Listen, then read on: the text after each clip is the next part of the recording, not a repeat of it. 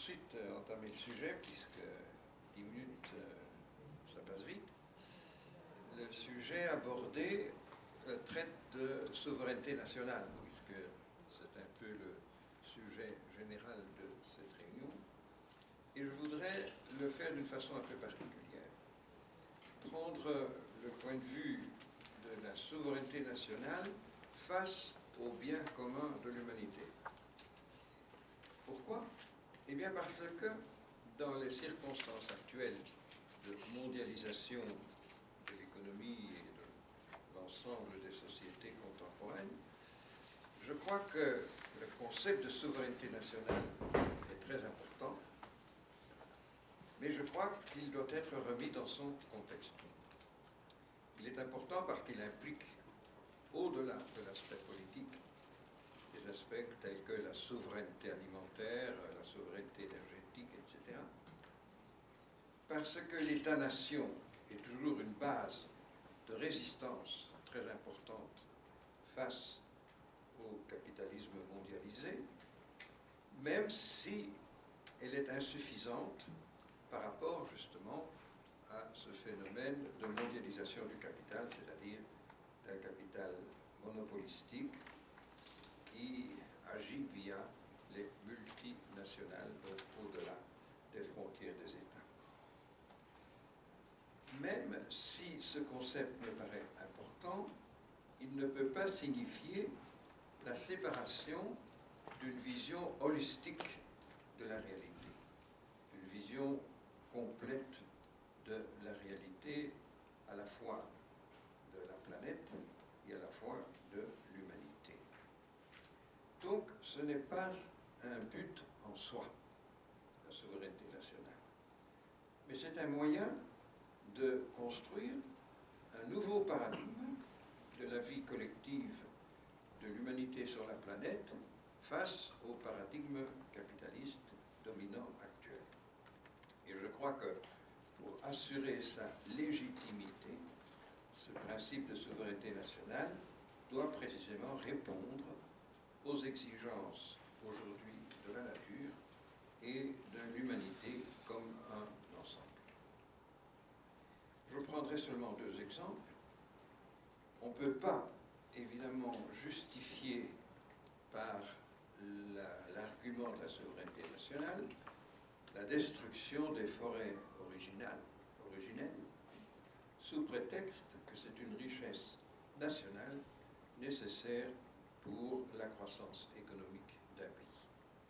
Or, c'est à cela que nous assistons dans plusieurs endroits du monde, aussi bien en Amérique latine qu'en Asie et en Afrique. Et au contraire, la souveraineté nationale me semble précisément exiger une politique de préservation des forêts originelles comme un acte de solidarité mondiale assumé par la nation en fonction du bien commun de l'humanité supérieur évidemment au bien national. Le deuxième exemple, c'est celui du développement éventuel des centrales nucléaires, surtout dans des endroits où l'environnement est dangereux, sans tenir compte des risques d'accidents qui peuvent affecter l'ensemble de la planète. On se trouve là devant de fausses conceptions, semble-t-il, de ce que peut être la souveraineté nationale. D'où la nécessité de cette approche holistique, de cette approche complète de la souveraineté nationale, qui finalement n'est pas seulement un concept politique, mais également un concept économique, un concept culturel, qui signifie une manière importante de contribuer à l'élaboration d'un nouveau paradigme, d'un paradigme post-capitaliste, face à la multiple crise du système, à la crise de civilisation, disent certains, face à l'insuffisance des régulations et donc face aux besoins d'alternatives fondamentales par rapport au paradigme existant. Et ceci m'amène à parler alors, bien sûr, de manière plus positive, de la construction d'un nouveau paradigme, qui est évidemment un processus, ça ne se fait pas du jour au lendemain, et un processus basé sur les luttes sociales. Il s'agit, en effet, de créer des conditions de la possibilité et de la continuité de la vie de la planète et la vie de l'humanité. Et ceci est aussi un objectif politique qui peut reposer sur des planifications nationales, où donc la souveraineté nationale peut s'exercer, mais doit s'exercer dans un sens qui entre dans l'ensemble. Alors, si nous parlons de nouveau paradigme, un paradigme post-capitaliste, de la vie collective de l'humanité et de la planète et de l'humanité, je pense qu'il faut être concret. Qu'est-ce que cela veut dire, notamment par rapport à une planification nationale et une souveraineté nationale? Eh bien, il y a 4 éléments qui sont les 4 éléments que toute société doit résoudre pour pouvoir exister. C'est d'abord le rapport à la nature. Et là, le rapport doit passer précisément de l'exploitation au respect comme source de toute vie, physique, culturelle, spirituelle, et qui est donc un premier élément qui doit entrer dans la définition même de la souveraineté nationale.